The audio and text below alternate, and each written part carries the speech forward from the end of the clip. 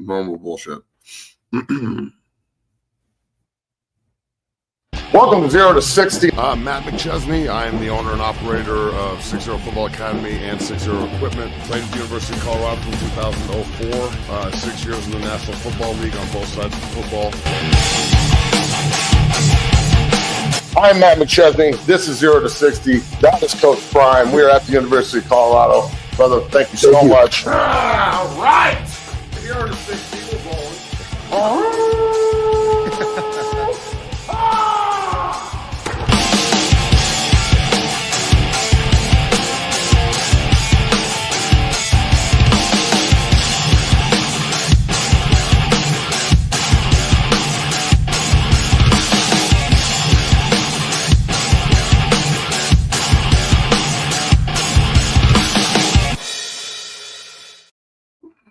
All right, we're rolling 0 to 60. Happy Monday. I'm your host, Matt McChesney.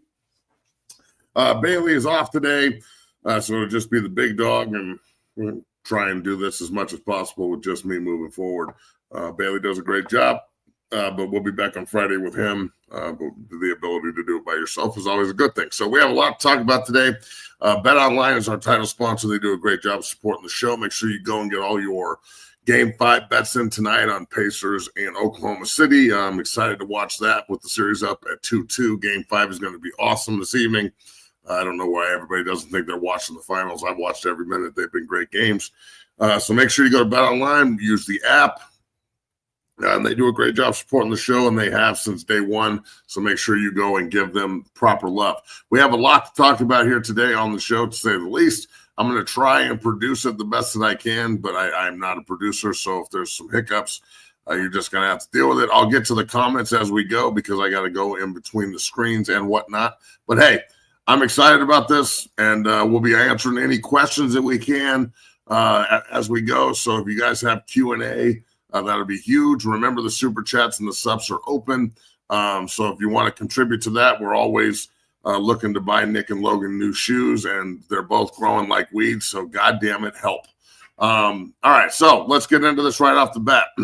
So, like I said, this evening,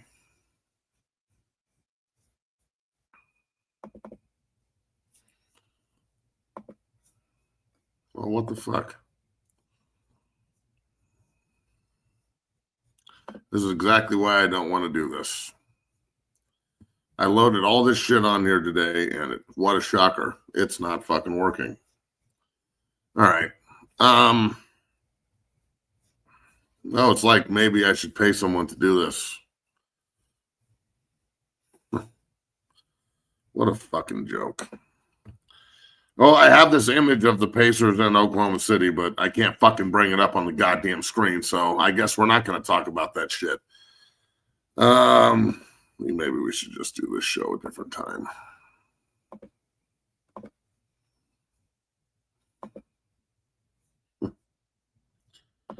What a fucking joke this is. Is there a reason why you won't go on this fucking screen, please?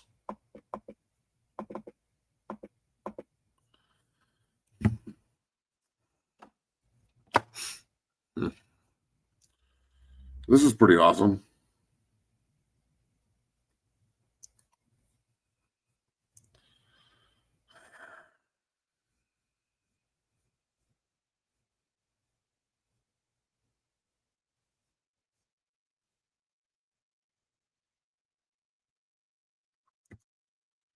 Oh, well.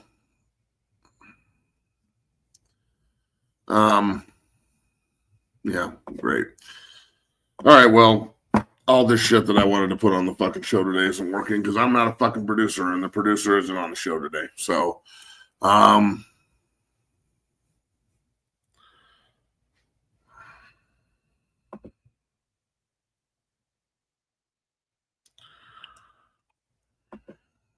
this makes me want to fucking murder someone. This is so frustrating. So, none of this fucking works. Sweet. All right, well, Nick, is Bree up there? Can somebody come fucking help me before I throw this computer out in the street?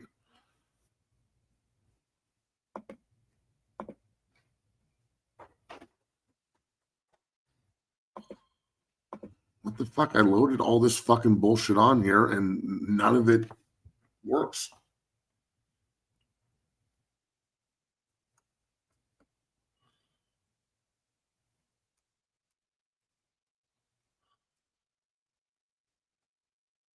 What all did you hold open? All that shit that you're looking at. Like this? Yeah, and none of it goes up. No. That's strange.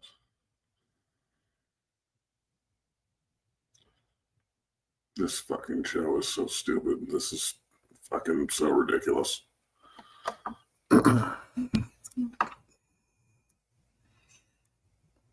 It's almost like we should pay someone to do this.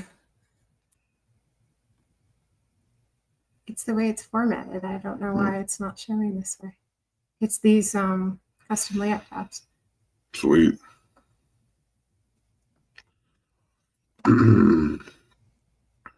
That's the best we can get it. Just Sweet, talk about what whatever. you're talking about. Great. Awesome. Thanks. All right. So, yeah, we're just going to talk and whatever happens, happens. The Pacers and the Oklahoma City Thunder are this evening, 2-2. I thought the Pacers had a real chance in the fourth game at home, up by 10, to really take a 3-1 lead and, hopefully close in 6. But if you're the Pacers right now, if you don't win this evening, I don't know if you're going to win in 7. So I do think the series will go 7, but Indiana needs to win this evening if they want any chance to win, in my opinion, with the series on the line. If they can close in 6, find a way to win Game 5 on the road and close in 6, Indianapolis is going to burn to the ground. It really means something to them there. I'm not saying it doesn't mean anything to Oklahoma City. I'm not saying that. They love their team. They sell out. And look, it's the only gig in Oklahoma City. They don't have a baseball team, other than the Sooners and the Cowboys. There's not a whole lot going on in Oklahoma from a sports perspective. So Oklahoma City does a good job supporting their squad. They're going to be good for a long time. That Paul George SGA trade might be the biggest highway robbery in history. But at the same time, that's what the Supersonics did for years. They were always a competitive basketball team.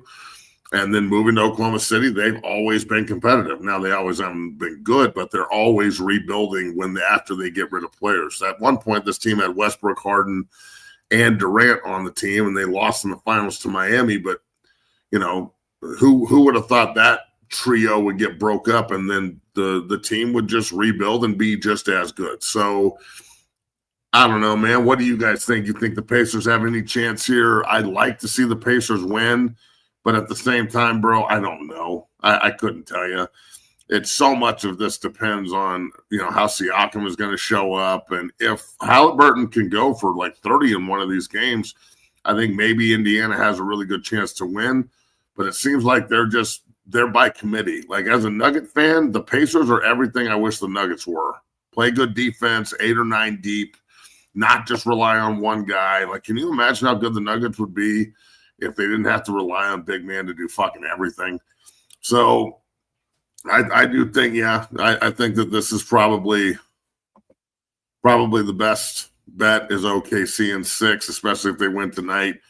They won in Game 4. They came back. That was a knife to the heart. So 2-2, but it doesn't feel like 2-2. And tonight's a real fucking big one, to say the least. So we'll see if I can get this producing shit down. I really fucking hate technology with a goddamn passion of 1,000 suns. That's why I pay someone to do this fucking job. But we'll just move on to the next thing, though. So, the NBA is putting a wrap on their season here. 3 more games left. We'll see how that goes. Next, that's J.K. Dobbins' face, okay? It's supposed to be him signing a contract, not just a smiling face. But again, I don't know how to fucking operate this shit, so it's just me and J.K. Dobbins hanging out here.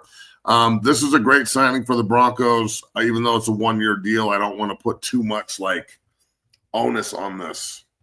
But I think the AFC West #1, I was talking to my son about this yesterday, is going to be incredible. I think the entire division is going to be awesome. I would not be surprised if you have 3 playoff teams out of the AFC West again next year. Same as you did last year. But I think the Raiders are going to be much improved under Pete Carroll, who's a real coach. Not saying Antonio Pierce wasn't, but he's a player first. Geno Smith is a veteran. They get a great back in Gentry. I think that, Max Crosby's got some dudes on defense. I think the Raiders are going to be much improved. The Chargers, Harbaugh, and all of his weird shit, it works everywhere he goes. They're going to be way better. And the Broncos lost them twice last year, and with Dobbins, who went for 9 touchdowns and 1,200 total yards, but got hurt. And that's what backs do. That's why he's on a 1-year deal. The Chiefs are the Chiefs. Anybody who thinks that they're just going to fall off is fucking nuts. You're looking at it from a perspective of orange and blue glasses, black and silver glasses, or whatever the Chargers glasses are. How can you be a Charger fan, by the way? Who are Charger fans? Are there any Charger fans? Charger fans are like I've never seen one. They're like fucking Bigfoots. They're like Bigfoots. I've never fucking seen a Charger fan in my life. Ever. So I'm just saying, maybe we could find a Charger fan out there and you could tell us why you are a fan of that fucked up franchise. But they're going to be pretty good. So I don't think the Chiefs are going to fall off. But I like this signing for Denver. I think Dobbins can be very productive. He can be kind of a spearhead for a young running back room. I hope RJ Harvey is good. JK and RJ and God knows who else, the fucking law firm in there in the running back room. They need to run the football in order to support Bo, but at the same time, last year they were a playoff team and they couldn't really run the ball. So we'll see what happens with Sean Payton. Again, I love listening to the media personalities in Denver. If you remember this year when they played the Chargers, Coach Payton wrote on the top of his play sheet, "Run it." Okay. And there's all the fucking experts in Denver think that is him reminding himself to run the football. And they're still talking about it till the day. They're like, "Oh, did you see the play call sheet with Sean Payton? And he said run it, and he's got to remind himself to do it, which is why we're drafting running backs in the second round and drafting J.K. Dobbins. We're picking him up, blah, blah, blah, blah," right? That is not what the fucking run it means. Run it means that these are plays that are 100% calls that you cannot change at the line of scrimmage. They are run it plays. It's just amazing to me the people that are internet smart when you talk about football. There's just a difference. Being in the meeting room and actually knowing what that means. It's just little things. But yeah, they will run it a lot with J.K. Dobbins, and I think it'll be a good pickup for the Broncos. So unless they get hurt, I don't see how Denver is a bad team. Their defense is going to be fucking ridiculous. I wish the Chargers would go back to San Diego. That would be ideal. One day maybe that'll happen. Never, unless LA falls into the fucking Pacific. But San Diego's probably going to go with it.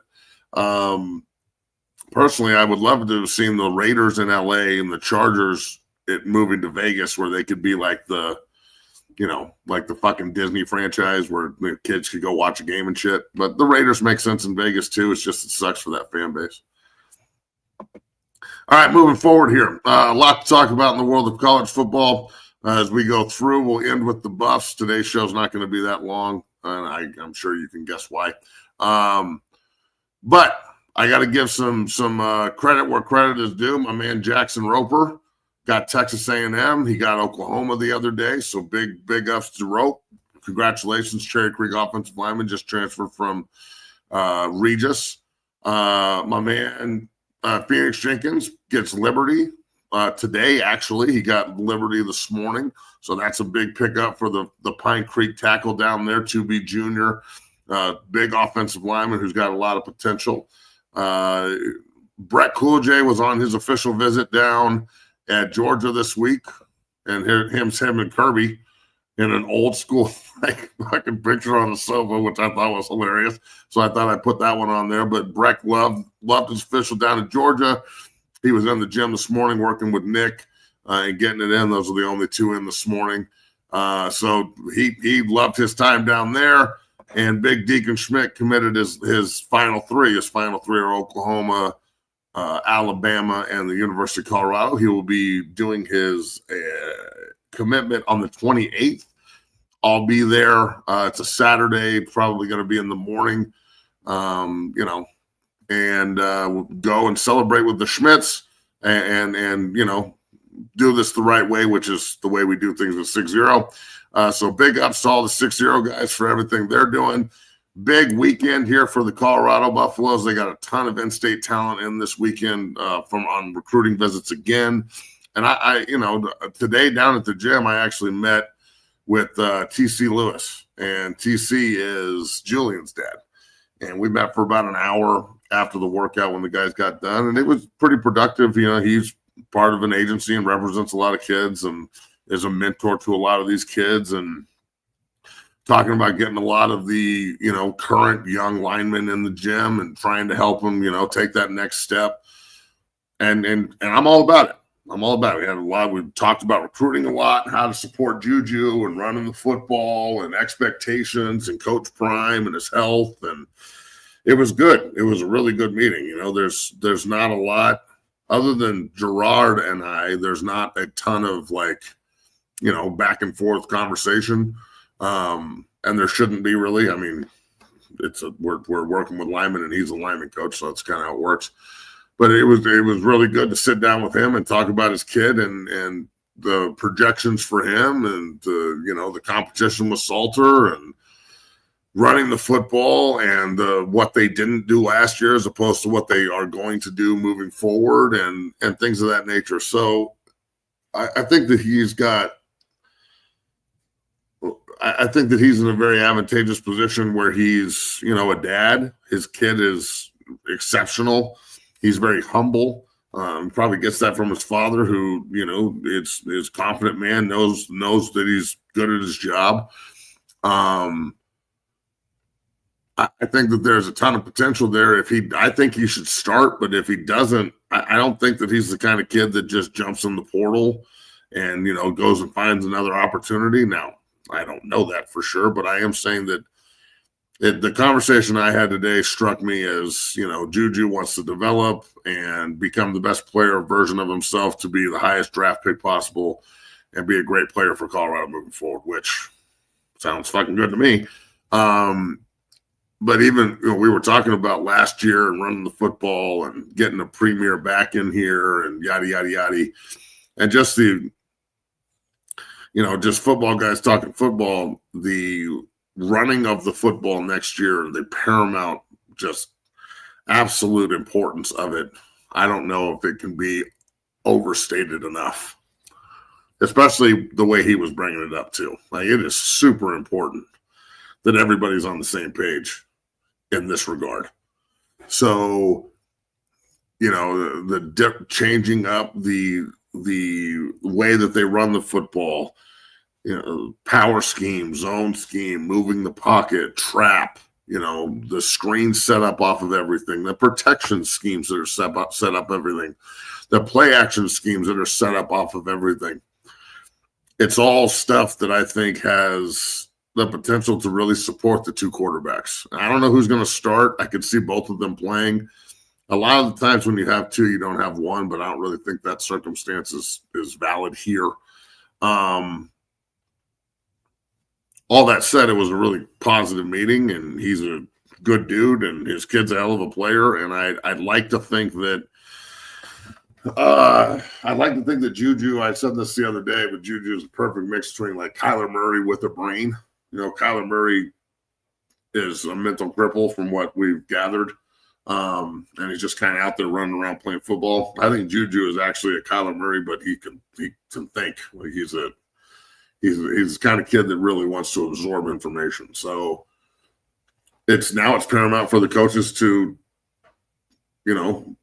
put the kind of information out there that's worth absorbing, to go out there and develop the shit out of this kid. And the youth up there in Boulder, I think that no one really talks about, the second, third, and fourth string guys, but the developmental kids up there that are young, they're really kicking ass. They're doing a really good job in the weight room of developing these kids. They work hard. TC was raving about Big Zane D'Souza. Zane, obviously is part of this program at 6-0 and a guy out of Levelland High School who worked his ass off and earned his opportunity up at CU, early enrolled. And he's up there right now. He was up there all spring and he's doing a great job. I guarantee you he plays as a freshman. The way that kid can run and catch the ball and block and just how big and physical he is naturally, you can't teach that shit. He just got out of bed like that. So as he continues to work and grind, we haven't had a tight end like that in Boulder since, Joe Klobenstein, Quinn Simnewski, Dan Graham, guys like that, way fucking back in the day. We haven't had elite tight end play at Boulder in years. So, it's I think that is a point of emphasis that the coaching staff really tried to identify, and they went out and did a really good job of identifying it and fixing it. They went into the transfer portal and got Atkins and a couple other cats that are a little bit older. So they really fortified that room, to say the least. Now they have to do it in the running back room. And I don't know where they're going to go find a running back, but I'm sure they can. But I don't care if you've got to empty the bank. And I know that's going to fucking piss people off because I said that you need to potentially pay someone like it's your money. But I don't care if you have to empty the bank to go steal a kid. You've got to find an elite back. I know they love the kid from Incarnate Word that they signed, but you need more than one. You saw that Augustus went to South Carolina, so he's a pretty good back, but I don't know if he's an every downer. I don't know what they're going to do there, but I know there's a lot of opportunity in that room. So if you're a running back around the country that's looking for opportunity to get coached by one of the greats of all time at Marshall Falk, I think that sounds like a pretty good opportunity to me. I don't know. It could be crazy. But other than that, I think that the opportunities in Boulder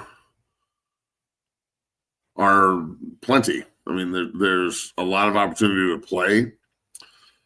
And, the recruiting thing and the way that people look at why don't kids want to stay home, or how do we compete with this school or that school? And all the grief I got about saying that maybe you should, consider overpaying for guys to keep them home. It's not your money, so what do you care? And number two, it's negotiating, it's business, it's leverage, it's the way that the other schools do it as well. So if you're being recruited by USC, Michigan, Ohio State, Florida State, and fucking Alabama, and all of them have money on the table, well, the way that they separate, if a kid is like, okay, these are my top three, I can't figure out which one I like more. Well, maybe the separator is a little bit more dough. So that's all I'm saying. So it's not a bad thing to have that ability. I think it's a good thing to have that ability to pay players and get them on your team. Fuck, man, make me the GM and we won't have a goddamn penny in the vault. I will spend every goddamn coin we got to get good players on campus. What, are we going to save it for next year's team? What the fuck are we talking about? Spend this shit. Go out here, and I don't care if we got to shine a shoe or fucking, open up a strip club just in Boulder for the football team to get them to come here. I don't give a fuck. Just get the good players on campus.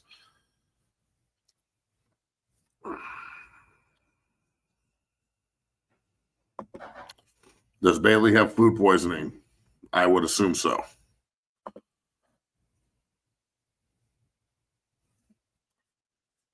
He ate some nasty shit, bro. That sucks. So, yeah, man, look, today's show wasn't, what I wanted it to be by any means, but it is what it is. We'll be back on Friday, and hopefully Bailey's back so we can actually figure out all this technology shit that I hate doing, which is why I pay him to do it. And, yeah, we can keep the party going. So unless there's any questions or concerns out there for everyone, we're going to put a lid on this bitch for the day. So you got any questions? We'll take the time to answer those.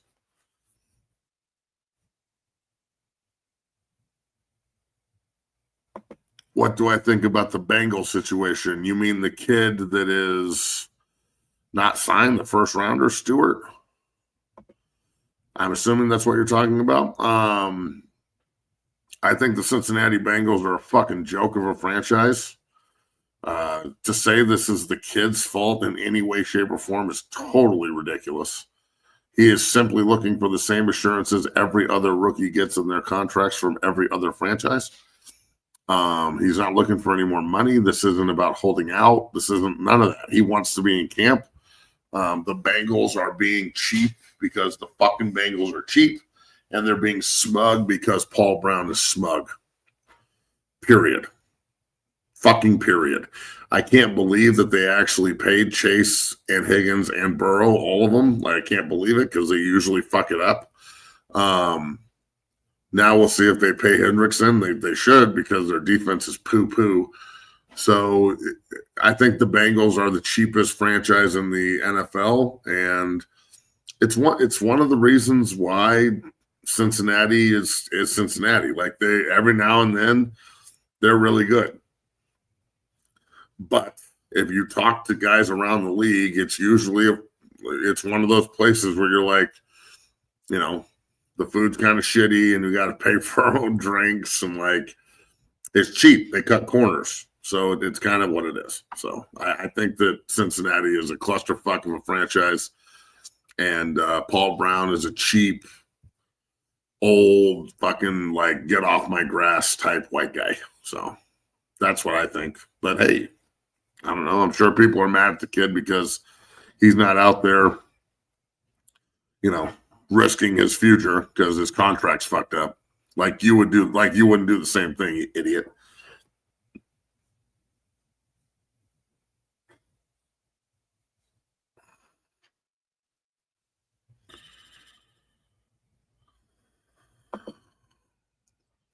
What do you think about War saying Ocho 12 should be the starter? I don't know what the fuck this means. You're going to have to be way more specific about this. What do I think about Ward saying to Ocho 12 should be the starter? You got me here, bro. I don't know what you're talking about. Appreciate it, Mike. Nick needs new shoes. Well, $20. Fucking $20. Jeez, Mike, I'm glad I stayed on fucking long enough to get Nick's new shoe money. Fuck, Mike. Appreciate it, homie. Let me redo this again. What do I think about Ward? I don't know what Ward saying to Ocho. So is it Hines Ward saying to Ocho Cinco 12 should be the starter? So you're asking. So okay. Sorry, you're asking what do I think about Denzel Ward saying to Ocho Cinco that Shedeur should be the starter? He should be the fucking starter. 100% he should be the fucking starter. It's not even close. What are you going to put Super Joe Flacco in? Joe Flacco is the fucking man, by the way, but still, you're not going to put him in over Shedeur. You know who loves Joe Flacco? Fucking loves him. It's Bree. I'll sue. I'm gonna get her a Joe Flacco fucking like one of those blankets with like a big Joe Flacco fucking number. What number was he in Denver? 15? I don't know. Who cares? Yeah, she doesn't really like him. Just saying. I'm just saying. Yeah, I think Shedeur will start eventually. I don't know if he'll start at the beginning of the year. I just don't want Cleveland to fuck him up. But hey, if you can go resurrect the Browns and like, can you imagine if Shedeur Sanders turns the fucking Browns into a playoff team and like a consistent winner? Oh, fuck. The last guy that they did that with was the number one pick, and they shipped his ass out of there as fast as possible for old Captain Rub and Tug. So they'll fuck it up. The Browns will fuck it up eventually. Shedeur's a hell of a player. He could go kill it in Cleveland, and they could still get rid of him because they're the fucking Browns. Let's remember the franchise that we're talking about. Disgusting. Turds. Awful franchise. Awful. And before, the old Browns that are the Ravens are not an awful franchise. The new Browns are terrible.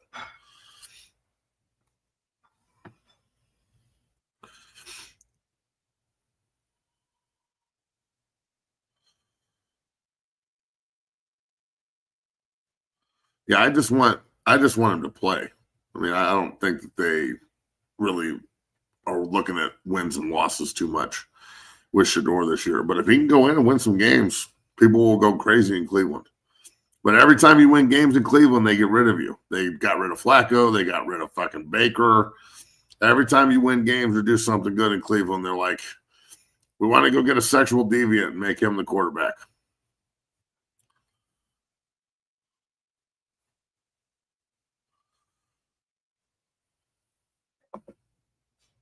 He's a dog. I love Joe Flacco from John Dowd. He's something. I played with the Colts yesterday on Madden. It was not a good idea.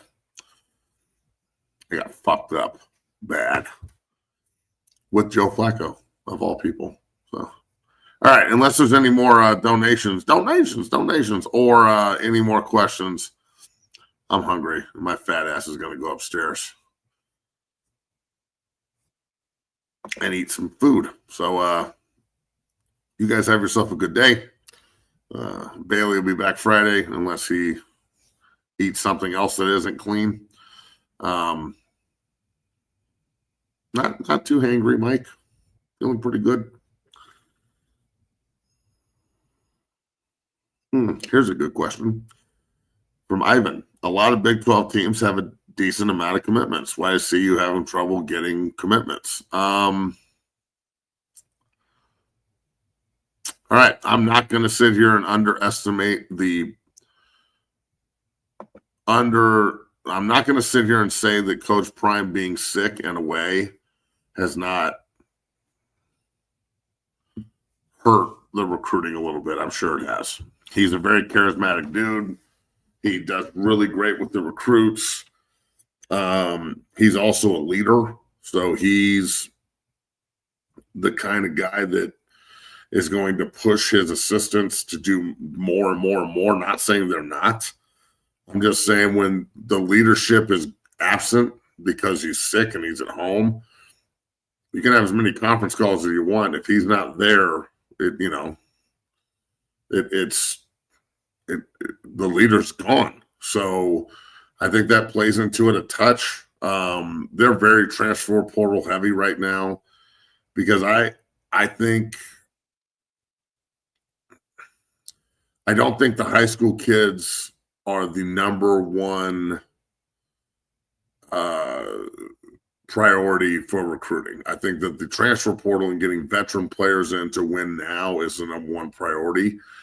The fact that they can get guys like Jordan Seaton and Juju Lewis and guys like that to come in and play and contribute and develop as high school kids just shows you how well they do recruit, because when they put their mind and they put their energy behind getting a certain player, they sure do bag them. So, would we like to see more high school recruits? Fuck yeah, man. I mean, come on. But at the same time, as long as they're doing what they're doing in the transfer portal, I don't know the answer to this question. I don't know which one is right and which one is wrong. So, it's a real slippery slope. And I'm telling you, today, in these times with the transfer portal, you can not really recruit very well in high school from a commitment standpoint and still fill out a great roster with a lot of really good football players like they did. I mean, their entire offensive line is revamped again, and they are huge and they are big, and Coach Gerard is having a hell of a time coaching them, and he's loving it. So I think that there's real potential, in that room, and that just goes to show you sometimes it's better to go get a veteran that is bigger, stronger, and more complete and has already done a lot of the college work than bringing in a young guy and having to develop them while they don't play, which in turn you might be developing him for somebody else because nobody wants to wait around to play anymore. So, again, there's a whole lot that goes into this. Whole fucking lot.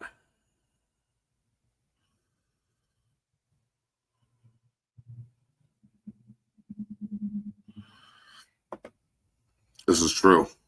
You got to run the ball in Madden. If you don't run the ball, you lose. Every time I run the ball, I win. Shut up, Nick. No one cares what you say. My kid's talking shit to me because he fucks me up all the time. There's nothing worse than losing to your son. I don't care if we're racing up the fucking stairs. I want to beat him. There's nothing worse in the world than losing to that fucking guy. In fact, I'm so pissed off about it, I can't wait to go play his ass again. But I'll tell you, Madden better fix some of these glitches, bro, because I don't know if it's just me or if it's my way of saying that the game is fucking me. There's a lot of glitches when I lose. There's not so many when I win. I don't know why that is. Huh. All right, well, you guys have a great day. I'm going to go do something else. All right. Have a good day. Go Buffs. Later. See you Friday.